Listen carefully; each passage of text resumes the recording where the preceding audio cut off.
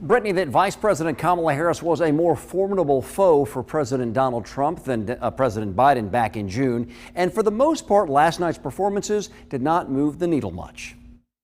Out of the 24 people we polled, less than half watched last night's presidential debate. It was the first chance for voters to see former President Donald Trump and Vice President Kamala Harris go toe-to-toe. Do you feel any different after the debate than you felt before the debate about the candidates? No. Don't feel no difference at all, but I'm satisfied with Kamala, and I think that's who I would prefer. That was a common theme from the 4 people who did agree to an interview. I don't know who I'm gonna vote for, actually. I just feel like Kamala is entertainment based, and then Trump is trying to prove his point.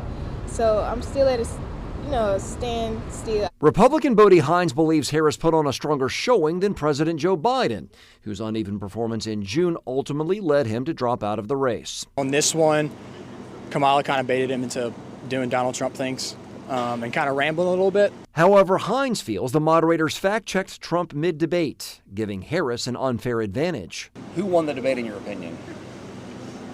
Donald Trump.